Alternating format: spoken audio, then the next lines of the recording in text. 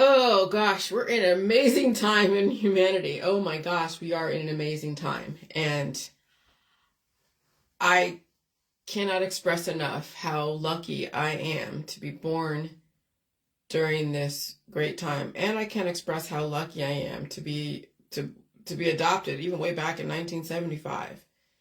And we're in 2024, almost 2030. And I'm like, well, I was born back in the late 1900s. It seems like a lifetime ago, but not really. 50 years ago is not that long ago, but I guess it is. Especially when every decade there are major changes that happen that are intentional. There is nothing organic or random. Everything is intentional. But you have so many choices to choose from that if you were to put all the different choices a person would choose from based upon their lifestyle belief system and even where they think they can go and do something different, the choices and the lifestyle and the belief systems are all pretty much the same. Some areas get limited choices. Other areas get a lot more choices, but still the system has mapped out for everyone, wherever they live, wherever they go, whatever they do, that if they choose A, B, C, D, E, F, or G, if they go this way, this is the decision point. They go this way, this will happen. If they go this way, this will happen. If they go this way, this will happen. And so you can actually develop decision points in everybody. And like do an if then. If you do this, then this will happen. If you do this, then this will happen. And then it's not that difficult to predict what will happen with all types of humans, in all politics, all religions, all scientific dogmas. Even if you go to a different country, the choices are the same, even if it's in a different language. It's still the same. Your physiological reactions will be relatively the same. I mean, it might not happen exactly at the time that the choice is made, but eventually, if something else doesn't supersede it with another choice that's predictable, then the outcome will be the intention and the outcome will be predictable. So, so then you're like, geez, that sounds so like humans don't have free choice. Well, I mean, they do and they don't. I mean, your hormones are guiding you and forcing you to do things. Well, not forcing you, but encouraging you. Your hormones are encouraging you. Your society is encouraging you, influencing you. I mean, everything. There's so many factors that are humans really, do they really have free will? I would say they mostly do not have free will. Though, yeah, because to have free will, you'd have to know that you were programmed. You'd have to know that there's another story besides just death as the outcome to humans. You'd have to know that. If you didn't know that there was another storyline besides death as the outcome, then you might play within a very short lifetime that you had with all the different storylines that are out there. But ultimately, the outcome would be death. And then no matter what the human decided to believe or disbelieve, they would be in fear someone's trying to destroy them, when in actuality they are destroying themselves because they still believe they should die someday. And so then their choices and beliefs and even their resistance become extremely predictable. And that's what I realized even during the J world, when people were living in hyponatremia and hypernatremia, not enough salt and too much salt. And relative to which side of that argument you stood on, you would find all the evidence in the world. If you had too much salt, this would happen. If you didn't have enough salt, this would happen. So then you're like, well, you have to figure out the formulas of why you need more salt, and even also why you have an issue. You have to figure out why you have the issue. Was it because lack of salt or too much salt? Well, I didn't have enough salt, but I have these issues. But it's not the lack of salt that's the problem. It's because of air, food, and water. So when you give people endless amounts of things to blame, then they'll never really pinpoint anything. They'll never know how to play both sides and balance both sides because they stay in one context or another. And they could be in one context in the whole salt world and then play the other side, like in the GMO world. Like when you see Fox 11 saying that ultra processed food causes cancer and other things. And I'm like, okay, yeah, in mostly corked up people. But then I guess if the general population is corked up, then yeah, ultra processed food could be deadly. but it doesn't mean that it's the food's poison. It means that we have 90% of the population, 90% of the population all corked up. Well, what happens if somebody uncorks themselves and they release the demons and they derive benefit from the ultra processed food as well as fresh food and other stuff? And so they figure out a balance between ultra processed food and fresh food. But since, again, the system has to cater to the lowest common denominator, they have to cater to the masses, the majority, then you're going to see people starving themselves because they're told that processed food is poison, causing cancer, disease, and chronic illness, when you realize it's the opposing forces that also eat the organic, healthy food. What do you mean opposing forces? Well, that's what cancer is. It's opposing forces. That's what disease is, opposing forces. That's what addiction is, opposing forces taking over the body. And so when someone says, oh, you can't eat this food, this food, this food because it's feeding, well, yeah. If you're allowing the opposing forces to stay in your body and you're not releasing them and not purging them out in a safe way that also helps you rebuild simultaneously, rebuild the memories that you're releasing, because you're releasing traumatic, corrupted memories, and then you're supposed to rebuild new memories. But if you're not doing that, and you're allowing that opposing force to stay in the body, well, of course, it would be then true that processed food feeds cancer, because you allowed the cancer to proliferate. You've corked up your body. You're taking not only speed them up types of supplements and drugs and things like that, but you're also taking things that vasoconstrict your vessels that are trying to release, but then you're working against the body. You're resisting the release process. So that's why people get bigger and bigger and bigger and full of decomposing fluids, as well as age out aggressively and get skinnier and skinnier and skinnier. And sometimes in between the life and the death process, you can be at relative equilibrium with the antigen programming and capitalize on the ability to make connections with academic concepts and produce some amazing things in the process. But then how long will that last, especially in this environment? Remember, I talked about yesterday the imhotepinization of children. And that's why they want children to be part of the state, because the first 20 years, like, you're supposed to be under your parents' care for 18 years. That was already set up for the imhotepinization of kids, that the parents, yes, are taking care of the kids for 18 years, but who do the parents answer to? They don't own their kids. You know who the parents answer to? They answer to the state. They answer to the law enforcement. They answer to CPS. So the system has your kids for at least the first 20 years. And if you're programmed in a specific way, which you're supposed to be, because that's called alignment and organization, not chaos, then the system will get you as an adult for the next 20 years. So then let's use the military for shits and giggles.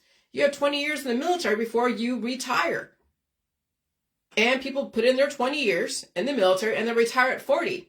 That's the formula. That's the favorable, desirable formula in the military. And hopefully you had a good first 20 years as a child to prepare you for the next 20 years. And then that formula of then from 40 and on is the breaking down process. You have 10 years to redirect or go into something different or consult if you were in the military and you retired, or you contracted some kind of disease because of your time in service. And so then 40 to beyond is then managing your diseases and the decline process. But you put in your 20 years and you get retirement, you get Social Security, you get your pension, you get whatever it is you get from the military. And that also works the same formula the way in college. You go to all your different schooling, and then you're 18, you graduate high school, maybe take a year off and travel to Europe. That's the Western formula. And then you go to your college, you spend 4 to 7 years relative to what you're trying to, to what kind of degree you're getting. And then you put in your 20 years and more for doctor, lawyer, a nurse, fireman, policeman, whatever, teacher, doctor, lawyer, whatever. Okay, so that's the formula.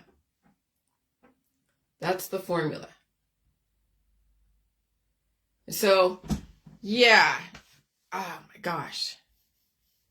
So I realized that the poles have flipped.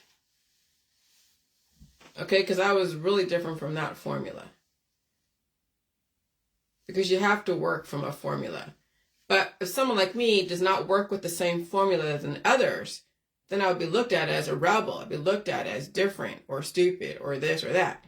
But someone had to be the Uracil. What's the Uracil? Okay, I was studying genetics the last 7 years, and especially the last 3 years. And I studied the DNA, the RNA. I even built my own little model of DNA, even drew pictures of it, drew pictures of the viruses that look like little spiders and Hydra. And I studied what kind of acids were in the DNA, and even broke down the adenine, the guanine, the thymine, and all the different, acids within the DNA. And then there's also the uracil. Well, what is that? Well, that's in the RNA. That's the ability to evolve. And so while I was programmed to be different than most people, the uracil. So it makes sense that when I go into families, go into groups of people, when I go into different places, and I wasn't rooted there, I wasn't from there, I'm a different person coming in, I was the thing that upset the homogenization of that family, of that society, of that group of people. And if I didn't assimilate, then it would be a fight. I wasn't made to assimilate. I was made to resist the status quo, which does develop a war of sorts. But that was necessary. That was the evolution. And so what we're finding out is, those who were different 20 years ago, 10 years ago, 15 years ago, are now going to be the mainstream, are going to be the one that survives, because they were the evolution. They were the uracil. When I discovered on the internet who Dr. Leonard Hayflick was, and the immortalized germline cells what was her name? Henrietta Lacks, the HeLa cells. And then he discovered that there are somatic cells that are like a cabinet to those immortalized germline cells, and those somatic cells can only redouble itself 50 times over. When I discovered that, I realized that humans can immortalize themselves and change based upon the environment. And I was going somewhere, and I completely lost the train of thought there. Jesus Christ. There's a lot going on here. But anyways, so when I discovered that, through all that's right, and realized that Uracil is the change. Uracil is giving you an option to tap into another set of immortalized germline cells, and then develop a cabinet of somatic cells that give you another 50 times over, another 50 years. But you'd have to be able to survive the change, which is right now people are resisting the change. And so those that were looked down upon 20 years ago, and now they're in this new world of hope and change, climate change, and whatever. The poles have flipped. All those who were all mainstream and this and that, and only believe in one way of doing things and think they're like the better than everybody else and hot and everything else. And now they have to go and deal with a very aggressive environment that I feel almost every night and every day. It's becoming customary, and it's becoming so expected to feel the hives, to feel the heat, to feel the fatigue, to feel the hunger, that now people like me and the J world are going to be the ones to survive climate change, while others are resisting so hard that they're going to supernova. Because they didn't realize that the life before climate change was only going to last so long. And the system prepared you the last 20 years since 9/11. And I don't care how you characterize 9/11. It happened. I'm so sorry. It sucks, but it happened. Remember what it was like a long time ago? Remember, you don't, but the Incas and the Aztecs are throwing the virgins in the volcano and doing all these human sacrifices. Yeah, it hasn't changed, but it was better to rip off the Band-Aid than, make somebody walk the plank. I'd rather than rip off the Band-Aid. Hi, John.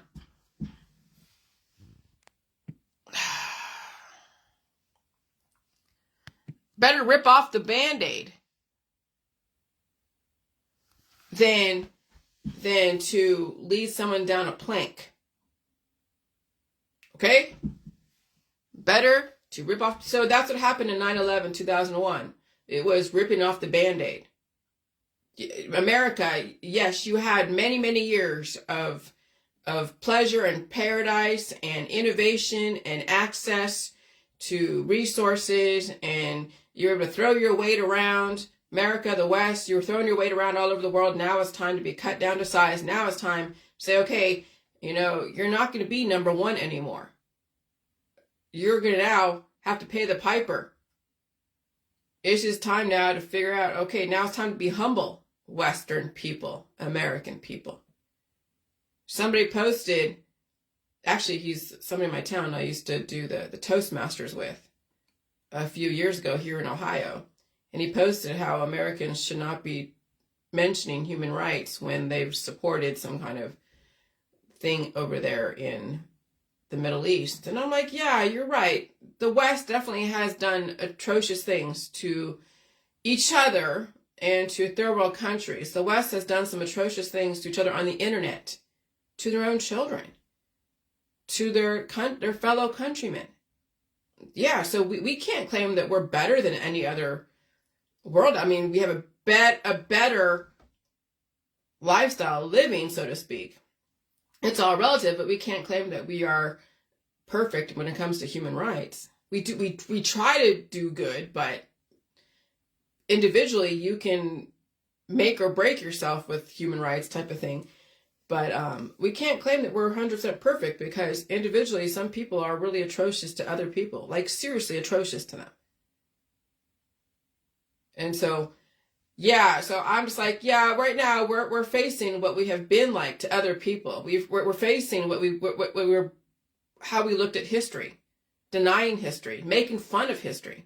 I see people on my Facebook that their kids are wearing the little mustaches and doing the whole HEIL, HITLER. And I'm like, you're teaching your kids to do that? To wear the Nazi uniforms and reenact that in your household? You know what kind of devastation happened in World War II? You know what kind of devastation happens all over the world? And you're making fun of that?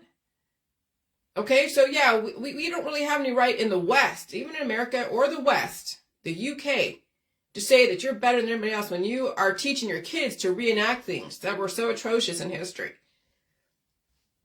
So you're right, we have no claims to make that we're better. And so now it's time to start looking at our behaviors and what we have done to other people in our own town, in our own culture, the intolerance. But you can't legislate morals, and so fine.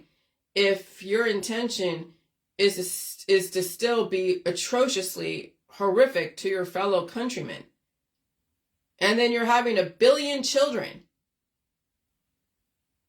and denying history and chasing power, wealth, and influence, and only believing one way and not looking at there's other things to believe in or even consider, then you'll never change. And the system will not expect you to change. They'll expect you to resist. And when the climate changes, you won't have the capacity. You'll deny the Uracil from realizing itself. You'll resist hope and change and climate change. And then not only you, but your whole family will be annihilated because of the counterattacks. What do you mean counterattacks? When your body is trying to release the demon, the opposing forces, the person will be taking all the surgeries, all the remedies, denying themselves food, I mean, there'll be so much life infection, there'll be so much death. Like I said, when there's climate change, there's so much life called cancer, disease, and chronic illness. And of course, you know, there's also death. When there's so much cancer, disease, and chronic illness, that's the opposing forces against the body come to life as it destroys you and it causes death. So that's why when I'm feeling the climate change and the hives and all that stuff, and then my lymph nodes are opening up and everything is opening up and I'm smelling like a sourpuss, hey, I would rather smell like a sourpuss than hold all those decomposing fluids within and then causing a melting of my infrastructure. So yeah, the poles have flipped. And you can take that title literally or figuratively, but I have noticed everything is now opposite of what we have intended or expected. Okay? So give me a second here. I'm gonna make sure I'm reading the most current, because I do a lot of changes. All right, give me a second.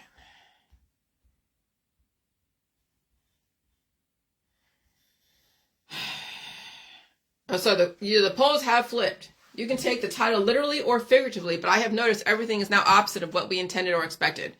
When it comes to computer programming and human programming, there are several different meanings to the same words, terms, even concepts. Okay, so what do you mean we intended or expected? Well, people intend to have a long life. They intend not to get cancer, disease, and chronic illness so soon out of the gate. They expect it at some point because it's in their family line, because they watch their parents suffer from it, but they don't expect to contract it so soon. So when people are getting their cancer, disease, and chronic illness at 40 or 20 or 30 instead of 60, 70, or 80, because cancer, disease, and chronic illness used to be an old person's disease, now it's like everyone's getting it, and also children, then yeah, the poles have flipped. The environment has increased in acceleration, and all that life that you hold inside that's opposing forces are now on the move, and you're not releasing it, so you're feeding it. Whatever food you're feeding it, whether it's organic food or processed food. But when you hold those opposing forces within that causes specific behaviors, and I don't care what the kind they are, and then you're feeling disease because the body's trying to push it out and you're holding it in, then you're going to be contracting some pretty aggressive disease and cancers. Okay, so when it comes to computer programming and human programming, there are several different meanings to the same words, terms, even concepts. And when I studied language the last couple years, even more so, as I studied the verbs, the adverbs, the nouns, the pronouns, the adjectives, and then I also even see the word Trump. There is a name of Trump Way over here in Ohio, Canton, Ohio. There is Trump, the actual guy. There is, oh, I've trumped you, which is like a verb. Or are you going to trump this situation? I'm going to trump this situation, or whatever, and or that's a trumping type. I mean, you can use things as adjectives. Every word out there could be used in so many different contexts. And then you'd have to understand the context of the situation of why that word was used.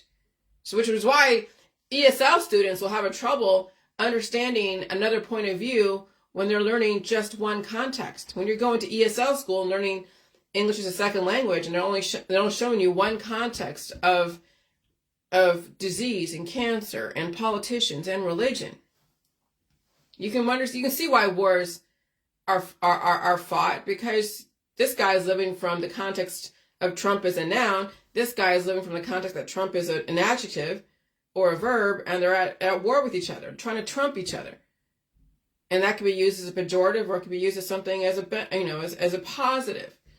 And so it's all about context and choosing if one should use a word as a noun, adjective, verb, adverb, or even pronoun. Organic chemistry is the same type of thing as the chemistry of language. Just one simple change to a word in a sentence can flip the meaning upside down, and the meaning could be completely the opposite in a different context, or the same thing relative to the intention. So when we were diagramming sentences, 3rd grade, way back when I was at Blue Hills, that was showing you what those words were modifying. And so when you diagram sentences, you're showing through the arrow what this adjective was in reference to. And so if it was said in a certain way, in a position in the sentence, in the suffix and the prefix and all that stuff, then it would develop a meaning And you can even develop new meanings based upon how you position words, whether the suffix, prefix, and what it's modifying. Okay? And so, which is why those who are ESL students have a hard time understanding the nuances of the English language. They learn one context, and that's pretty much how they can be programmed. Wordsmiths understand all types of context to work from, which is why chemistry and language work together hand in hand, as well as computer programming, which is also why you need to read a lot to understand the different storylines out there and find the connections and the similarities. Reading is probably the most important thing ever for your children and yourself. I don't care what you read, because eventually you will find the similarities and the connections to all the storylines, which is why reading the classics, reading all the allegory, Dante's, Gilgamesh, Steinbeck, Dickens, read all the fairy tales, read all the religious texts. Read all the, but read the characterizations of all the different religions.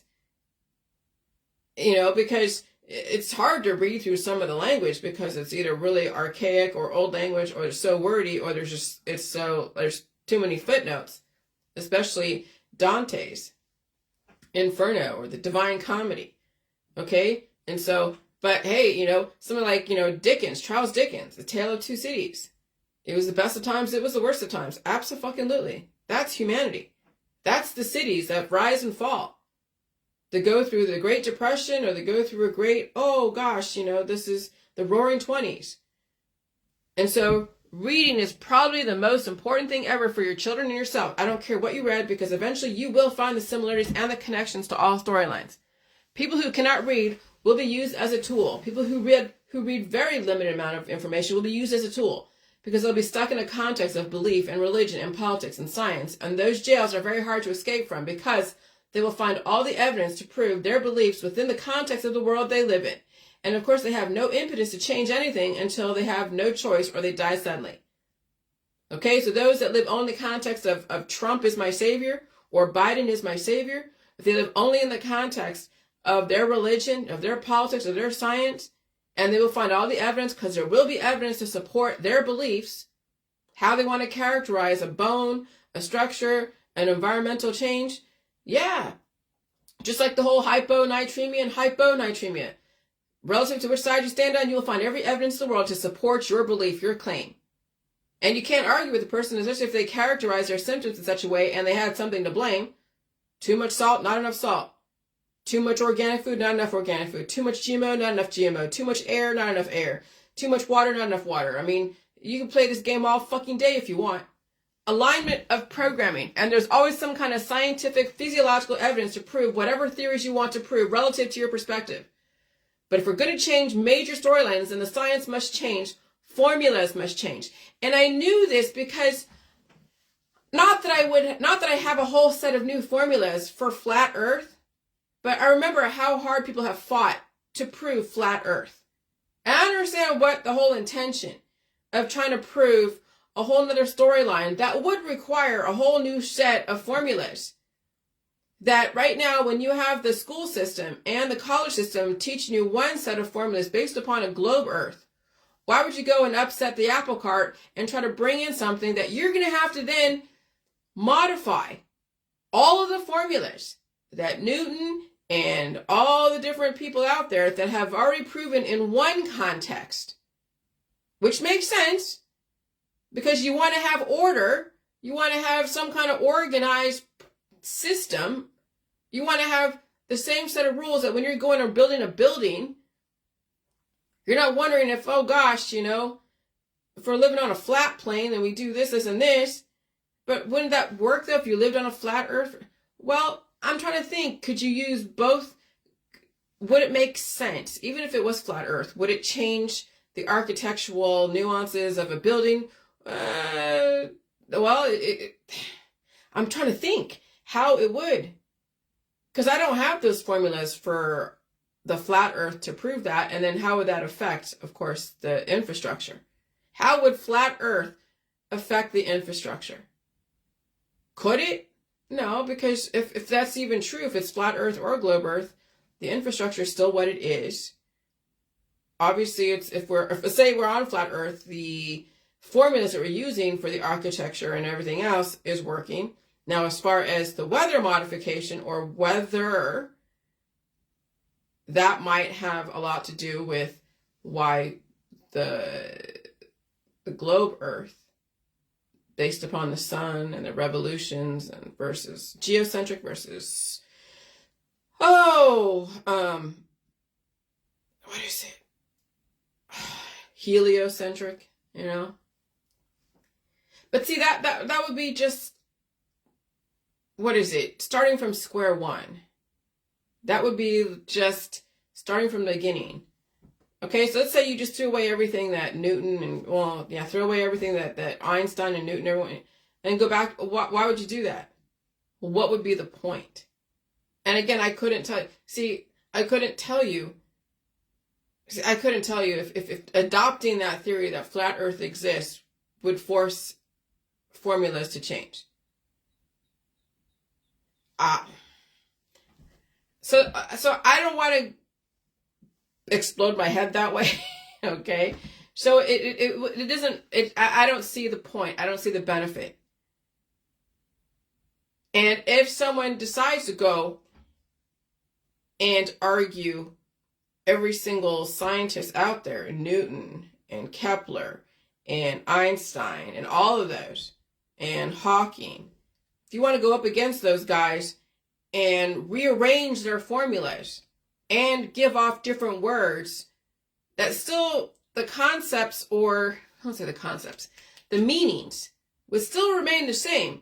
But then how you characterize and how you apply the different chemistries and the numbers and all that stuff, then even the numbers that were given to how far away the sun is, right? So if you're giving that the sun is this many miles away, and then you're using that as a foundation, so even how many miles away, I don't know how you would measure how far away the sun is. I'm sure there's ways, and maybe the numbers were given. So that's the thing, is that so many things would have to change all the way to the beginning of what we're using as the formula, the platform, or the constants. What would be a constant? With the constant, the numbers represent the constant, would that change? And if that changes, it changes everything else. And here, let me hold on. Constant in physics.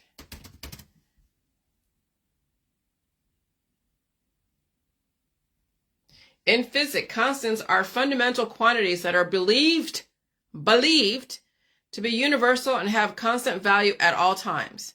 They're used as a reference to set the dimensions of an entity, the time length of an event, or the density of a fluid. Okay?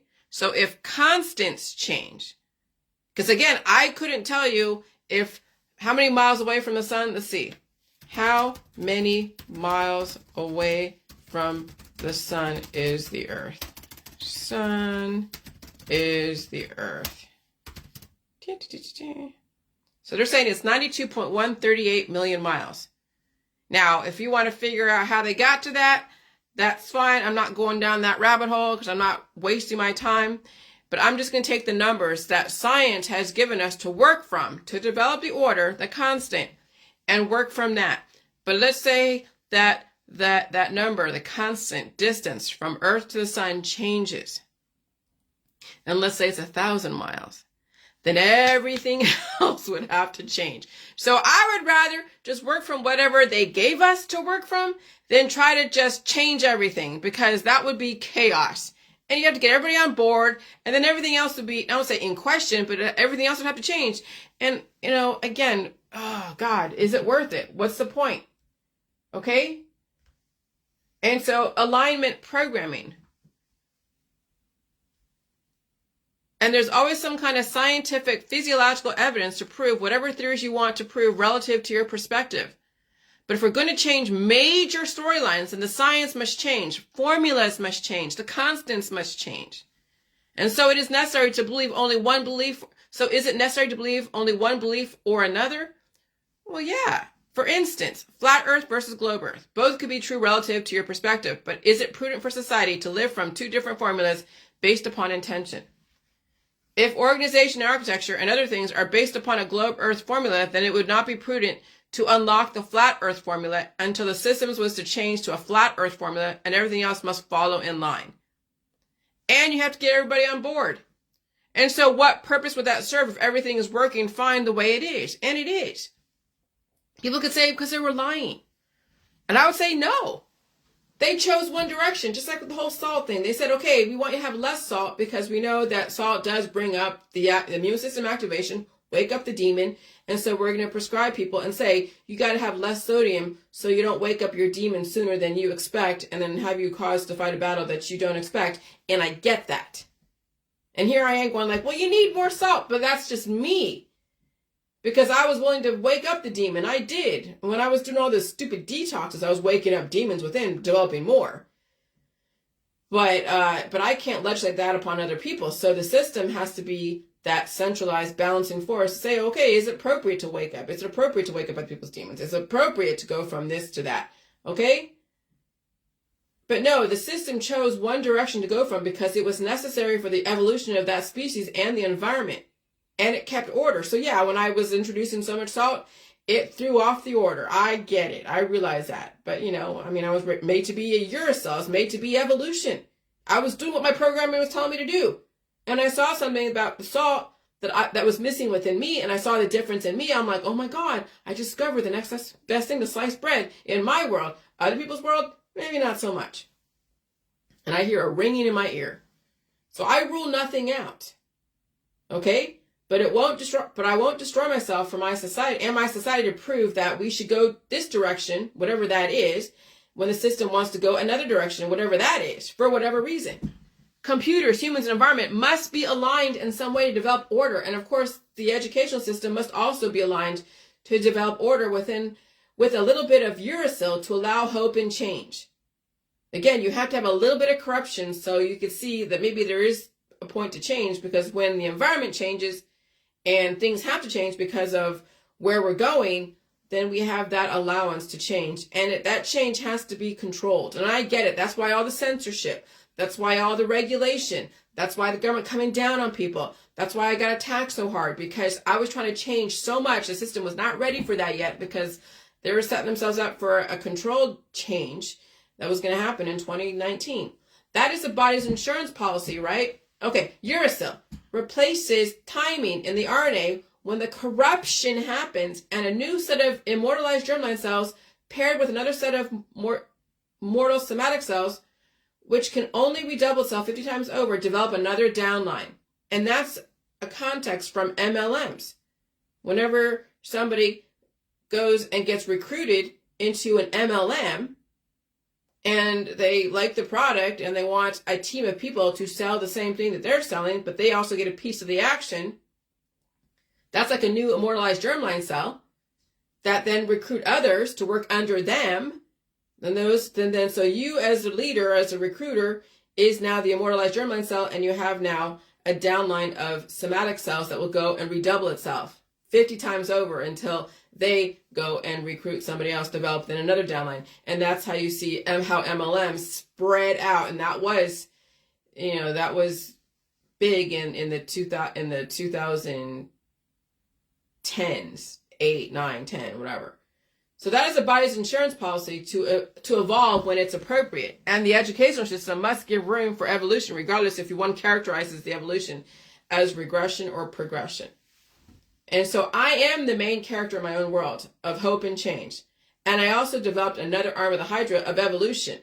I notice how extensively the poles have flipped. I see the patterns in my sleeping habits and even in my energy levels. So back to the poles have flipped and how I see it in my world. My energy levels are through the roof in times of aggressive climate change, which can happen with the snap of the finger. And I will notice hives, off sleeping patterns, and even fatigue and hunger. Yesterday, I finally was able to sleep during the day, given how little sleep I get at night because the environment is that aggressive. I'm up at 4:30 every single day. It's crazy. Oh, I did itch last night. So much with hives popping up all over my body, a lot. But of course, I'm used to it, so I just itch and then go to sleep. And they're on my butt, they're on my back, on my front.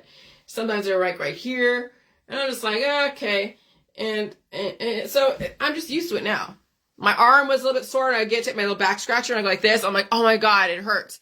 and I feel the reverberation of the pain, but whatever. So I then, I turn on YouTube when I can't sleep and listen to the latest news and fall dead ass asleep until I wake up ready to go and meet the day at 4:30 a.m. every freaking morning.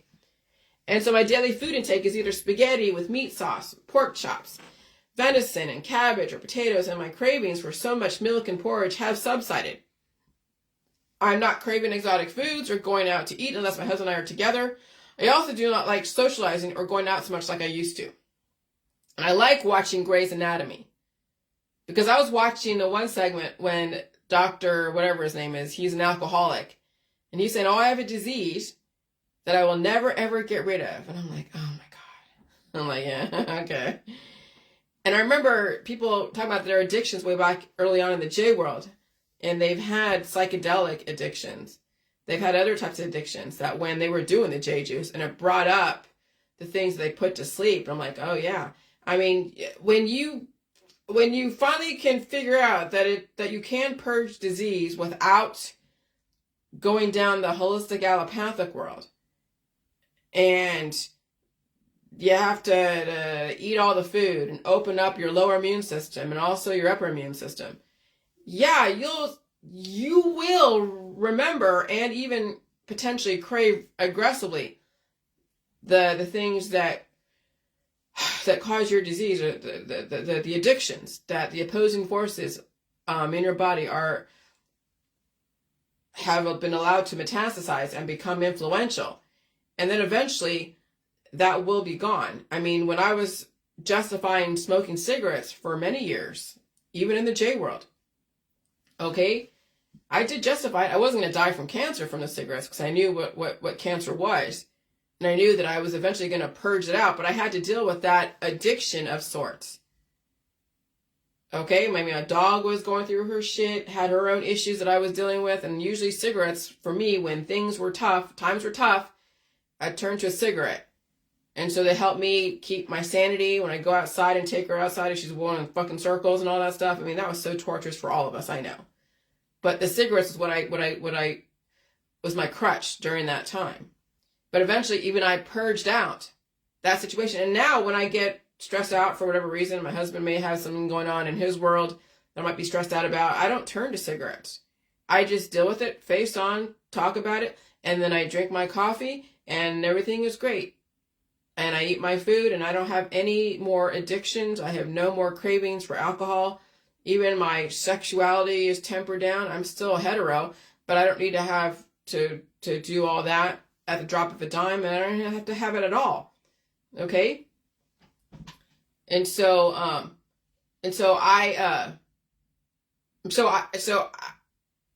realized that yeah, you can purge out addictions, whether it's drug addiction, alcohol addiction, but it's something that is done very carefully, and you can't get off cold turkey, and you can't get up. Nothing happens like right away.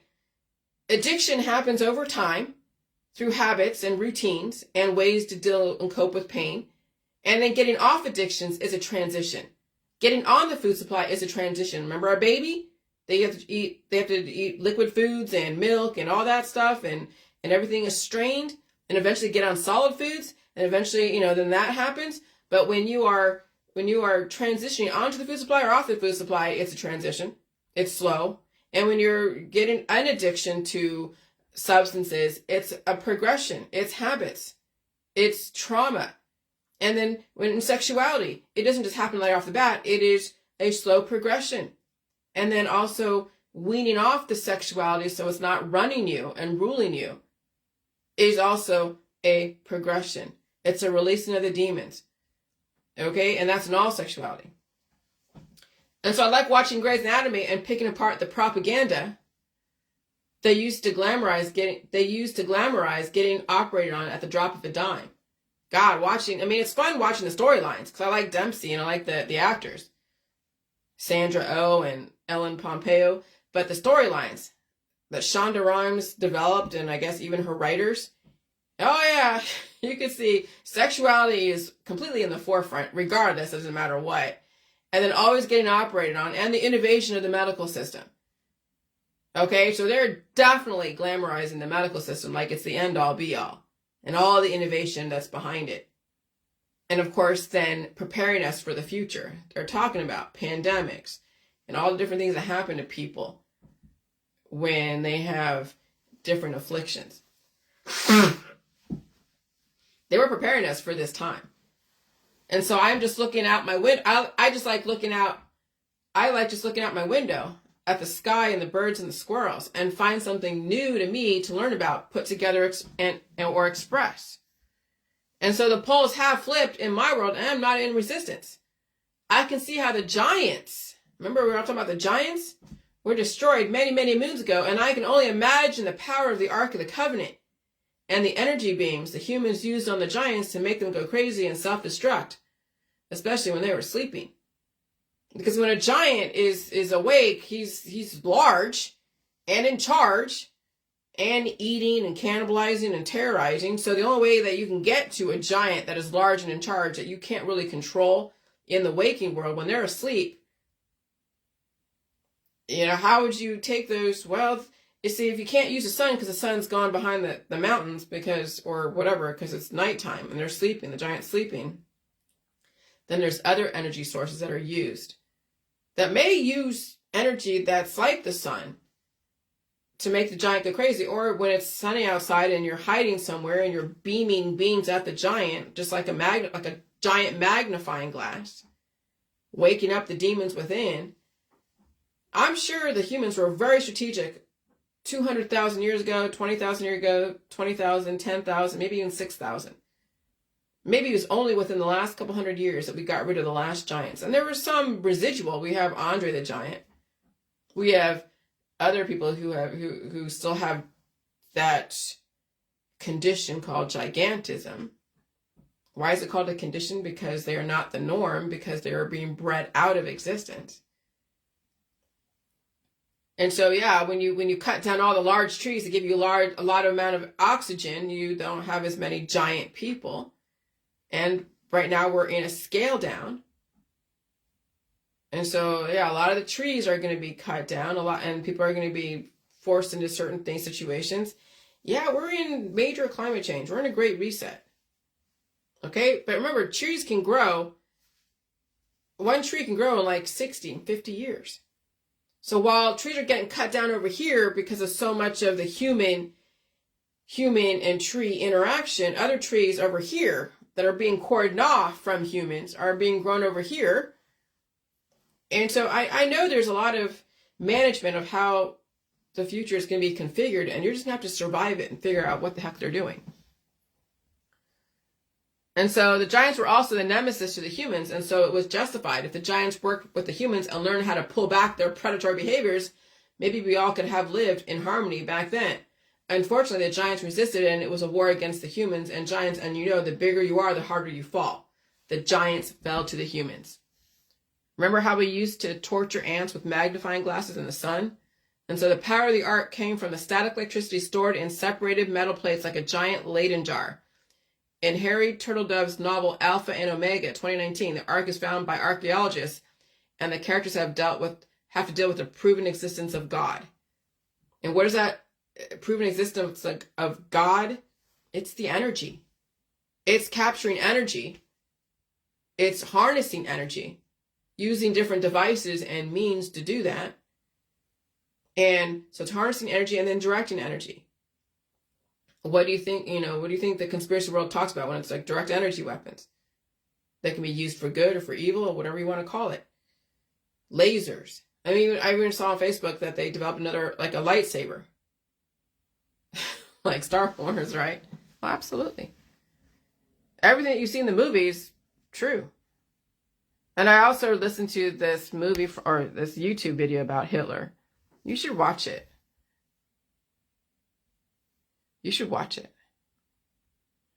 And so, more on addiction. Addiction occurs when opposing forces in your body control you and you can't resist them. And although purging disease is possible, it requires significant effort. Because it's not just purging the disease that you are focusing on.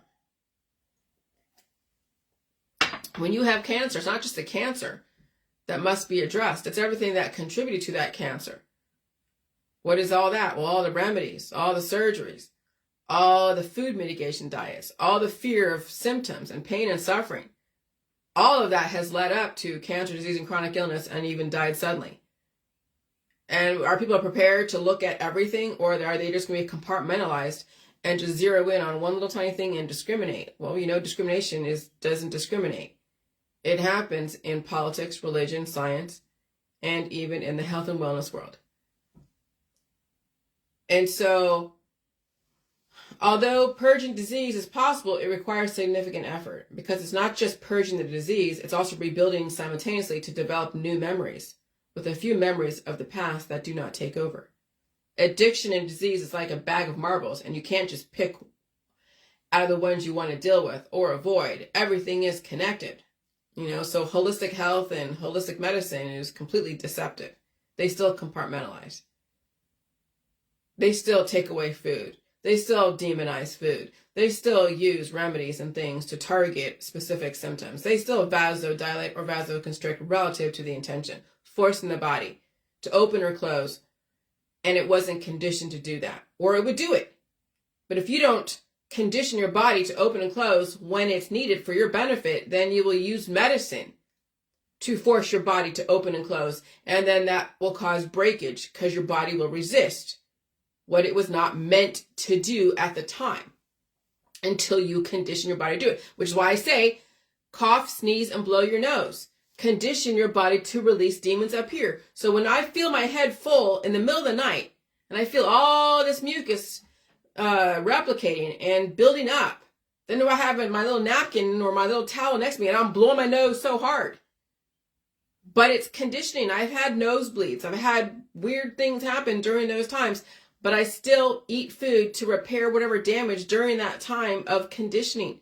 Because even when people who are externally conditioning for the Olympics, there's breakage, there's pains, there's sufferings. They still got to eat a bunch of food. Well, I'm not trying to condition to be an Olympian. I'm trying to condition my body to survive climate change. And so it's internal conditioning is what is necessary now, because external conditioning out there is going to destroy you. Okay? And so everything is connected. One cannot purge disease without realizing what made the disease develop to begin with. And you can't blame the air, food, and water like people do. Because there were some marbles that were traumatized. I don't care what, it could be a car accident. It could be someone yelling at you. It could be a breakup. It could be, a wartime situation. So there are some marbles that were traumatized causing your disease to begin with. And so when the body's trying to repair itself and there's energy attached to that, and the body's trying to purge out the damage, and the person stops it because they don't want to feel the pain, then they get addicted to painkillers. They get addicted to all the different remedies to stop the body from doing what it's supposed to do. They're disabling their immune system. That's essentially what the health and wellness world does. They disable their immune system. And so then when the body cannot resist anymore, when the body is not able to resist anymore and it needs to purge out that demon, then a significant amount of force happens that then a blood clot, yes, because all that energy is also causing rapid growth, and the body's also trying to push that rapid growth through weakened blood vessels. Then you get all the different aneurysms, you get the heart attacks and strokes. And if you survive them to live another day, then that should tell you that maybe it's time to release the demons and eat all food and go through that process of conditioning. And that when I feel my heart palpitations, which I do sometimes, and I feel the energy in my body, I take a nap. And when I wake up or before I take a nap, I eat food. And I let my body do what it has to do. And then I feel that, and then I take a nap and I sleep and I wake up, I release the demons if I have to, and I feel great. But that's the thing right now is conditioning for this environment. It's an internal conditioning. It's not out there trying to look hot and sexual and be an Olympian marathon runner, because that's how you develop cardiomyocarditis or whatever, cardiomyopathy.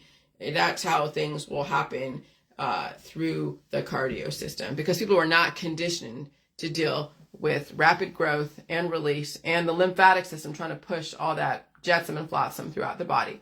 And so when Fox 11 says ultra processed food linked to higher risks of cancer, heart disease, early death, study says, Yeah, when you're all corked up because you're taking your vasoconstrictors because you don't want to feel the pain of release. And so when you're corked up, everything is poisonous. I mean, everything is. That's why you get everybody saying, oh, the air, food, and water is poisonous. They can't handle their environment. Everything is poisonous. Only eat air sandwiches. Only eat organic. Because they don't know how to utilize the processed food, the fresh food. They don't know how to utilize anything. Because they're all corked up. What happens if you release the cork? Maybe it's time to release the cork. And then you have a flood of symptoms to deal with that maybe you don't want to deal with. And that's, well, oh well. Okay, and so then standards of beauty. So I know we're in a highly aggressive environment. And eventually, way down the road, who knows when, I couldn't tell you when, the environment will calm down. But we have yet to see that because we're still waiting for all the floods to flood parts of Florida. We're waiting for the floods to flood the coastlines, to flood California. We're not even there yet where the environment's going to calm down. Remember, now we have a prototype. The system has a prototype of really beautiful people. And right now we have a lot of people who are beautiful, who are skinny, big lips, all hair, skin and nails, okay? All symmetrical because of operations and whatever. And so we have a prototype that one day in the future, when the birds start singing and everything is calm and we don't have the machines worrying so much and we have less people to deal with as far as diversity, then we can go back to that standard of beauty and you won't have to harm yourself. That will have a prototype that could potentially stay relatively symmetrical. But right now, you see me, I go from like I noticed that some days I look bloated like I did yesterday. I showed my husband, we were talking back and forth through Facebook, FaceTime and stuff. I'm like, man, I look bloated. And maybe if you look at the other videos that I've done, I look a little bloated. And then in other days when I'm releasing the demons and I finally realize all that stuff and I release all that stuff, wet stuff, poop and whatever, then my face goes back to relatively normal.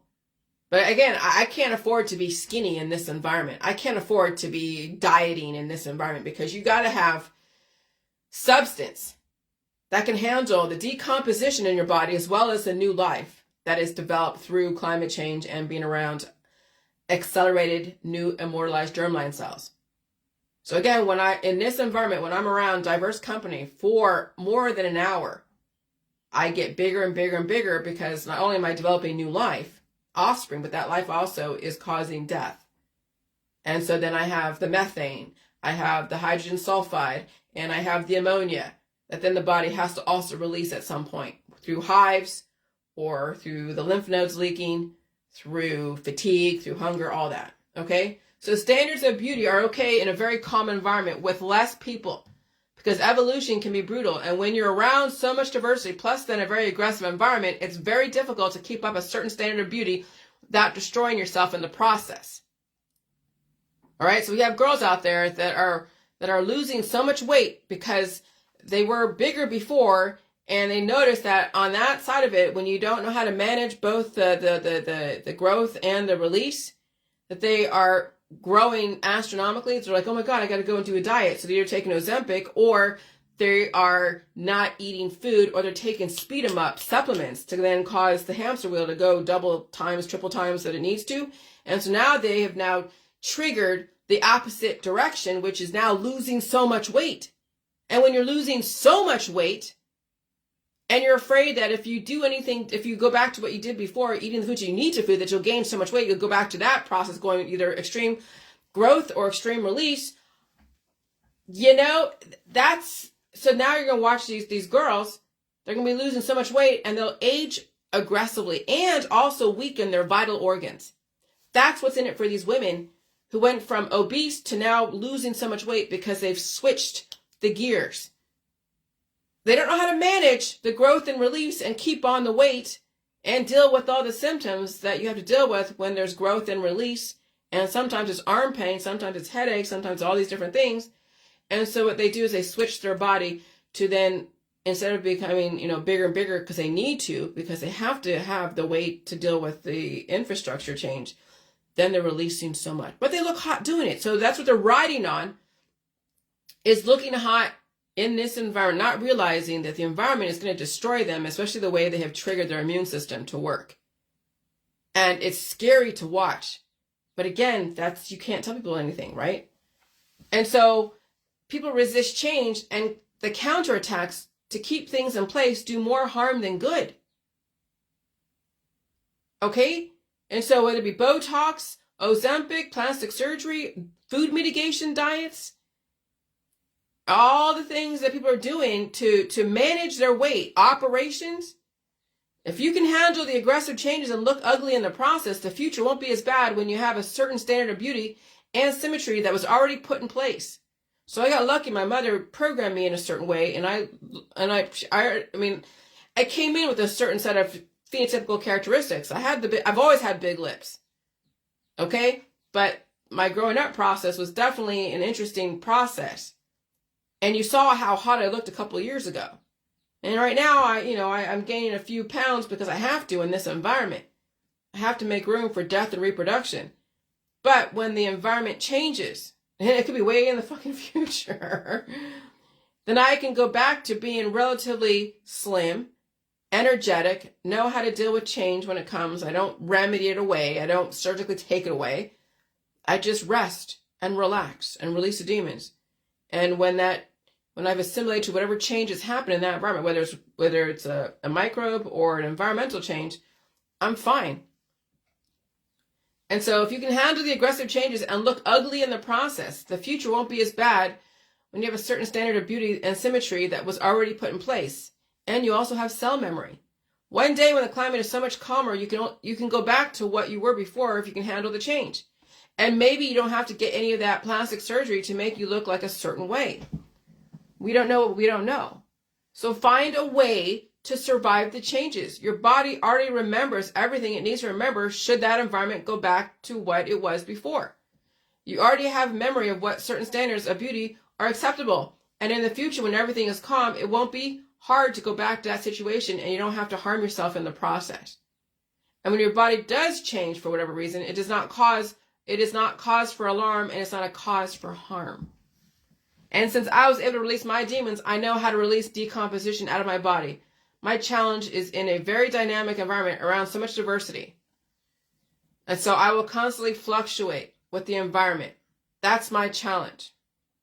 I might see a glimmer of my former self and then see my face get puffy again because the climate shifted yet again.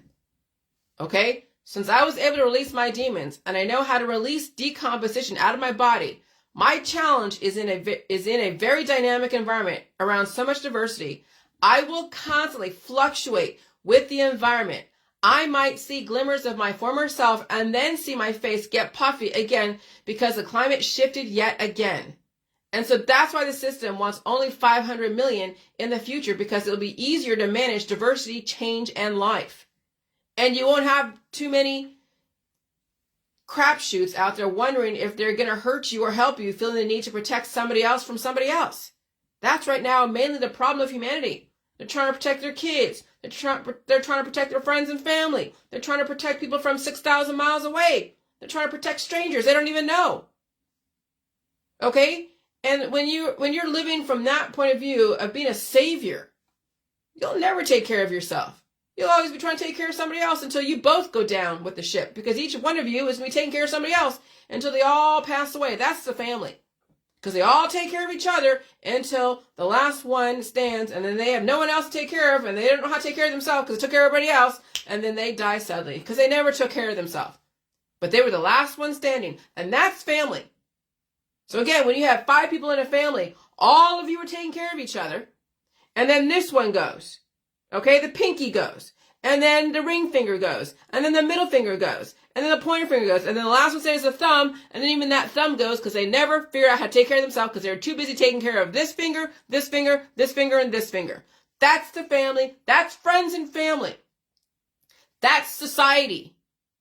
You're too busy taking care of the world, and you don't take care of yourself, you all will die suddenly. That's why we're in a war. We've been at war with ourselves for thousands of years. Just do the best you can to survive it. If you think you can't save yourself, you will be dead set in trying to save the world, and that's a clear indicator you have given up hope for yourself when you're trying to save somebody else.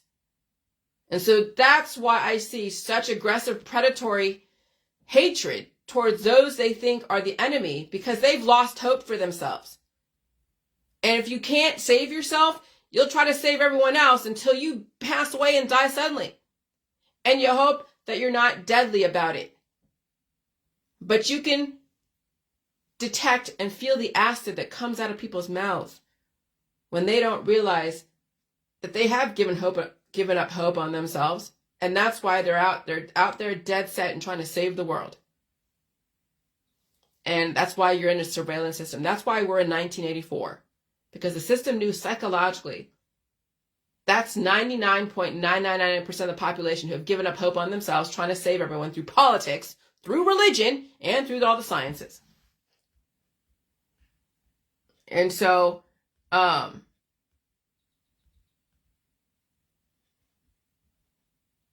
maturity.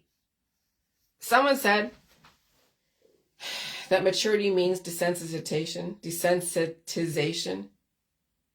Oh yeah, I can only imagine when you're a grandma, right? You're 80 or 90 years old and you look 80 or 90 and all your friends around you are dying and you're the only one left. And then you're just used to it. Now you're just like, fuck it. I'm going to die too. And so you don't care. Yeah, you could be mature.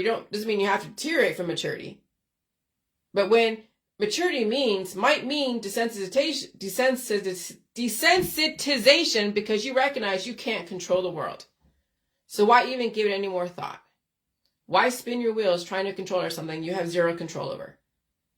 That's what maturity is.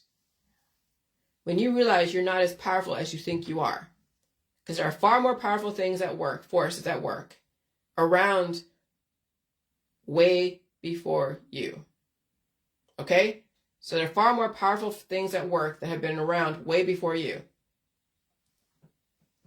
And so it sucks to be mature in a society that is immature and don't know how to control their own power and think that they have power and influence over other people 6,000 miles away or even their next door neighbor.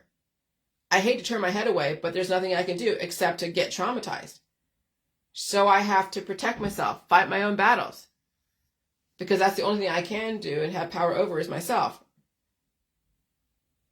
Okay, and so when I'm watching people post horrible photos of animals and people being tortured and whatever, I'm like, what the fuck are you doing? Posting that. Yeah, we know some humans can be horrible. Oh, believe me. Just look at the justice system. Look at who's in jail. Look at Hollywood. Do you need to traumatize your audience that way? And I've seen that all over Facebook the last, 20 years. People posting all these horrible pictures of animals and children being tortured. And I'm like, what is your point here? What is your point here? Well, that's people passing on the trauma because they couldn't turn their head away. Believe me, I wish I could control the world out there. I wish I could help all the animals and the children from being under the knife and being tortured by other people. But it's not my gig. And I don't even know what I'm looking at when I do see certain things. I have no idea what I'm looking at. I can't get involved.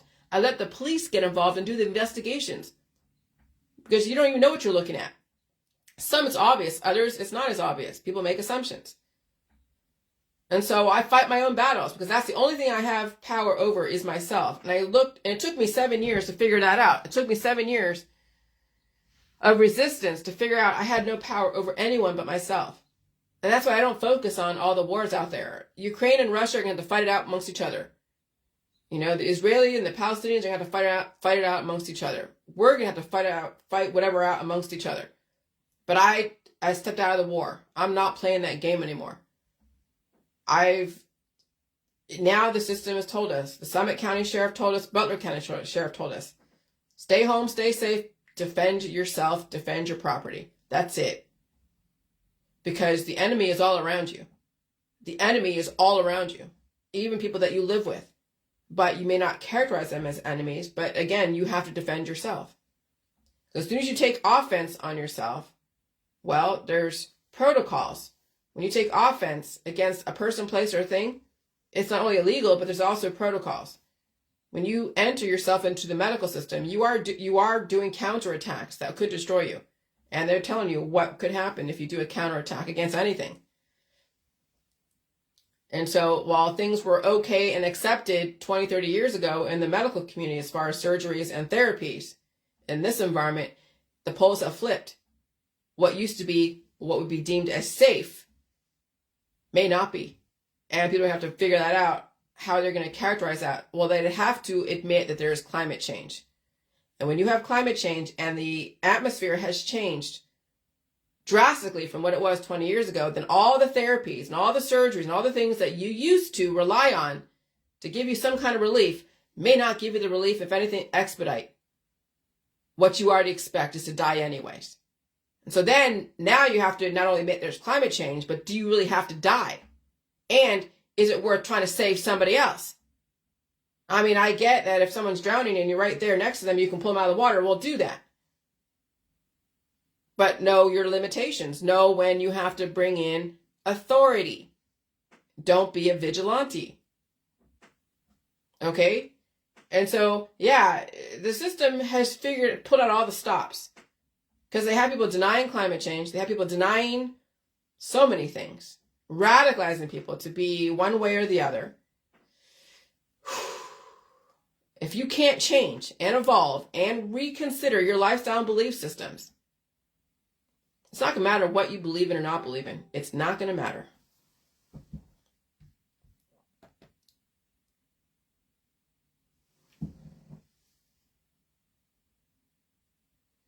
Really, people?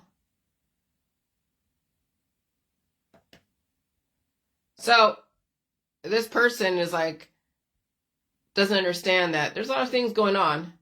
So they want to believe the official narrative, which is fine. You can believe the official narrative as far as the eclipse. Rare eclipse. Okay. They said, stay home, stay safe. Don't go out. Have food, air, and water, food, water, and whatever, medication, and groceries, because there's so many people. That's fine. There is that narrative. And that's fine if you want to believe that narrative. But you're not going to know what's going on. You'll hear sirens, you'll hear things, you'll hear stuff. And so everything's going to happen under the guise of the mainstream, even though we know that we're going to have smart cities and all of that. And it's going to happen through whatever it is that they've already set us up to expect. But there's also another storyline that must be considered. If you can't consider it, that's fine. You can have your mainstream narrative. And then those that are in the conspiracy world can have their narrative. And there's no reason to try to convert somebody. I'm on my Facebook. I don't go into anyone's pages and say, hey, look, they're going to do this. They're going to destroy us. No, I just say it on my Facebook. But we have mainstreamers that want to convert me to mainstream. And then you have people who are conspiracy world that go on the mainstream page and say, oh my God, just stay in your own fucking world. Stay in your own world. Believe whatever you want.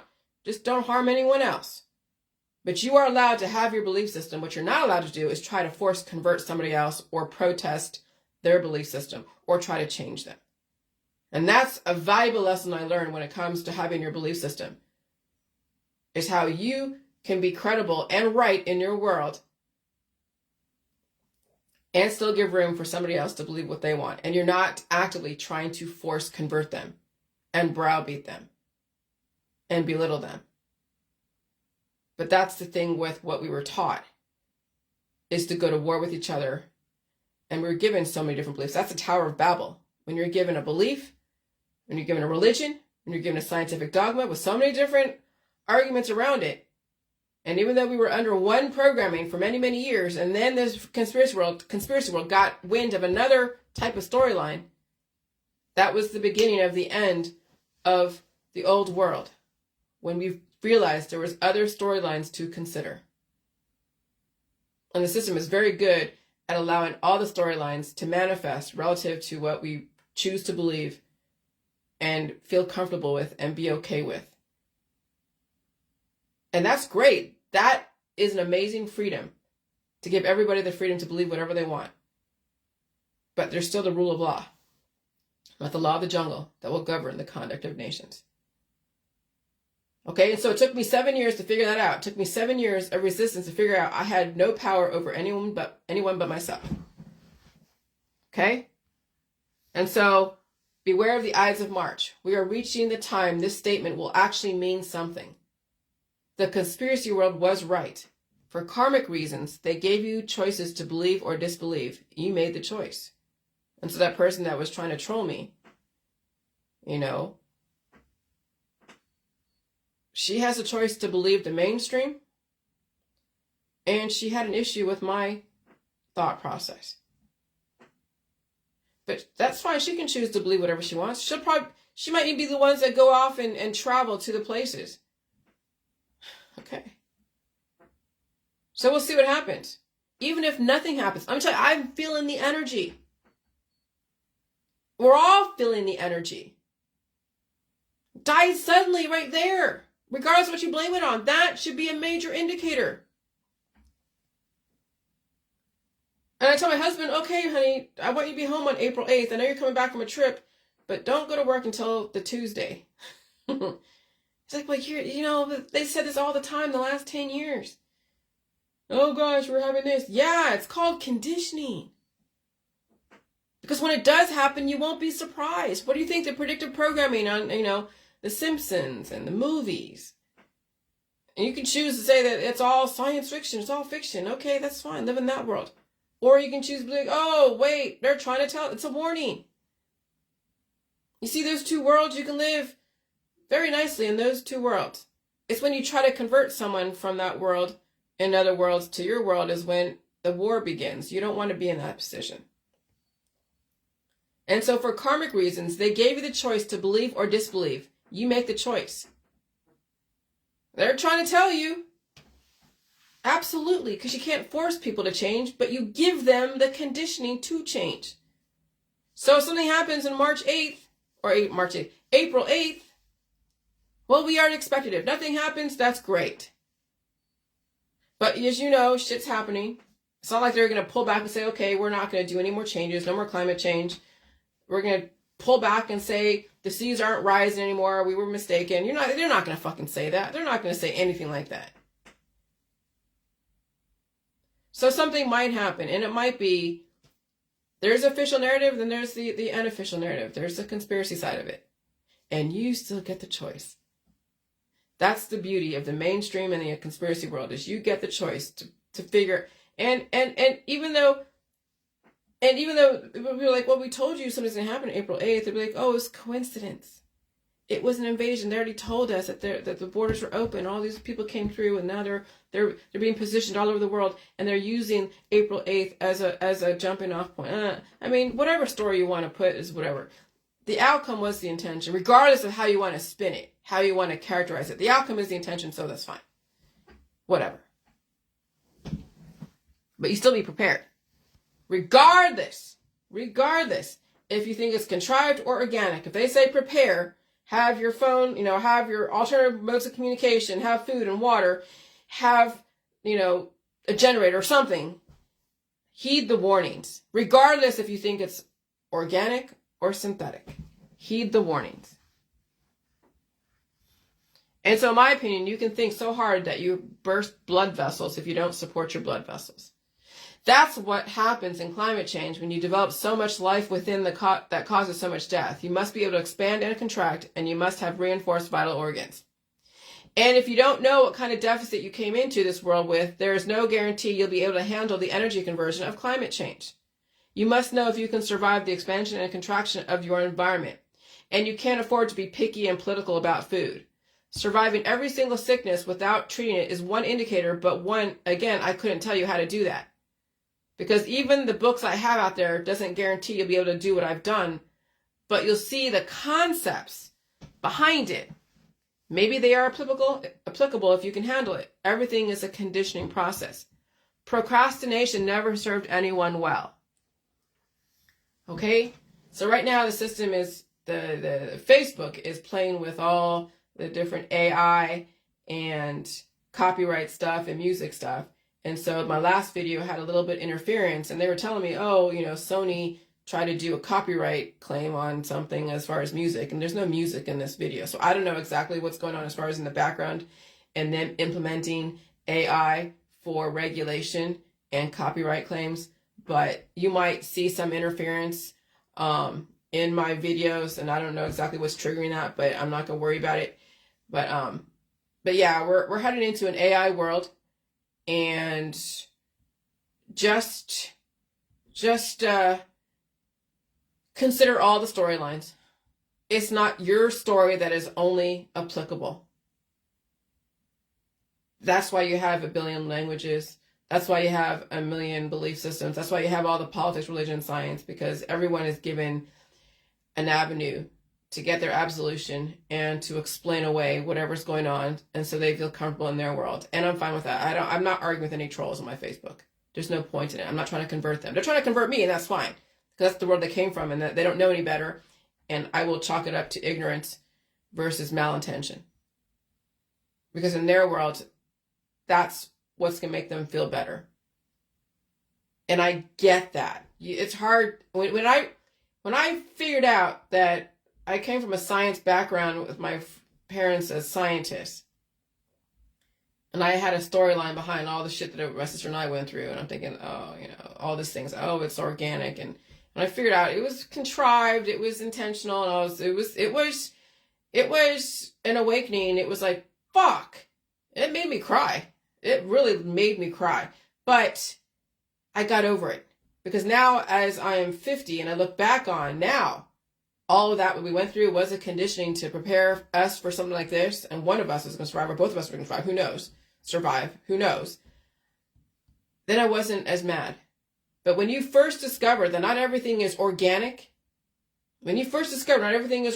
some things are intentional, that's a hard pill to fucking swallow. And so it's easier to pretend everything's organic and it was accidental or coincidental than it is that, oh, it was planned, it was contrived, it was intentional. So give people the room to let them just believe whatever the fuck they want. Because I'll tell you, when you find out another storyline, it's like you lost one life and you're not sure if you can gain that next life, because then everything will be coming into question. And wow, yeah, that's humanity. So consider yourself lucky that you're able to handle other storylines, and maybe you might be able to handle climate change and survive it. Others who are stuck in their storylines and they can't get out of it, whatever it is, conspiracy or mainstream, and they're also self-destructing, not changing, afraid of air, food, and water, let it go. It's not your circus. Just observe. All right, bye.